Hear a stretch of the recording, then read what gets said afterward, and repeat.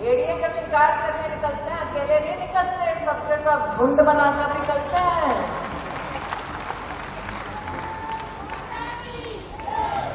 लेकिन भेड़िया ये नहीं चाहता कि शेर का शिकार होना।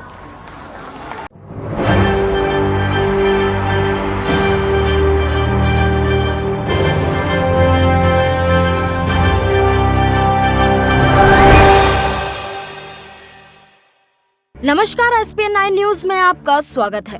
भारतीय जनता पार्टी का बचाव करती स्मृति ईरानी ने विपक्षी बैठक को लेकर हमला साधा, कांग्रेस को आड़े हाथों लिया। लेकिन स्मृति ईरानी ये भूल गई कि उनके ये बोल कहीं न कहीं भारतीय जनता पार्टी के लिए ही मुश्किलें खड़ी करती हुई नजर आएंगे।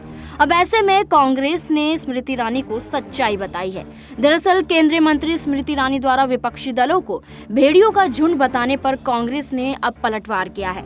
कांग्रेस नेता प्रमोद तिवारी ने कहा है कि बीजेपी जानवरों की राजनीति का सहारा ले रही है।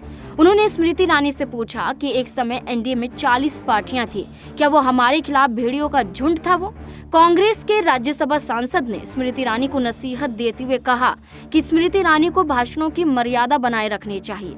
केंद्रीय मंत्री ने पटना में विपक्षी दलों की मीटिंग पर तंज कसते हुए कहा था, अंग्रेजी में एक कहावत है कि भेड़िए झुंड में शिकार करते हैं, लेकिन उन्हें नहीं पता कि वे शेर का शिकार नहीं कर सकते हैं। स्मृति ईरानी ने आरोप लगाया कि विपक्षी दलों का टारगेट पीएम मोदी नहीं बल्कि देश की जनता और सरकारी खजाना था। इंदौर में महिलाओं के एक कार्यक्रम में बोलते हुए स्मृति ईरानी ने विपक्षी दलों को लेकर ये टिप्पणी की थी, जिसके बाद यहां पर कांग्रेस ने पलटवार किया है और साफ तौर पर यह जाहिर कर दिया है कि स्मृति ईरानी वो दिन भूल जाती हैं जब भारतीय जनता पार्टी जो काम कर रही है वही अब विपक्षी पार्टी करती हुई नजर आ रही है। अब जैसे कि यहाँ पर महिलाओं के मुद्दों को उठाते हुए स्मृति ईरानी विपक्षी पार्टियों पर हमलावर साबित रही, लेकिन जब अब वही महिलाओं के मुद्दों को लेकर भारतीय जनता पार्टी पर निशाना साधा जा रहा है तो स्मृति ईरानी कहीं गायब हो गई हैं।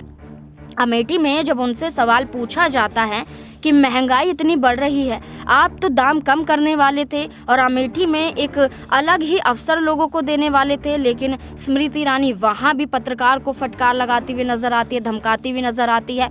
तो ऐसे में अब स्मृति ईरानी को कांग्रेस की तरफ से याद दिलाया गया है कि भारतीय जनता पार्टी का एजेंडा यही है कि यहाँ पर उद्योगपतियों का सहारा लिया जाए, जनता को धोखा दिया जाए और यहाँ पर अपनी कुर्सी को बचाने के लिए षड्यंत्र रचा जाए। वहीं यहाँ पर अगर विपक्षी दल उनकी सच्चाइयों को बताते हैं तो स्मृति ईरानी यहाँ पर मुंह खोलती हुई नजर आती है। अब ऐसे में स्मृति ईरानी बुरी तरह से फंस चुकी हैं। तो ऐसे में क्या लगता है कि स्मृति ईरानी जिस तरीके से फंसती हुई नजर आ रही हैं और भारतीय जनता पार्टी को फंसा रहे हैं, उससे पहले ही अमेठी हारती हुई नजर आएंगी और अमेठी हारती हैं तो क्या भारतीय जनता पार्टी के लिए उनका रास्ता कहीं ना कहीं बंद होता हुआ नजर आएगा?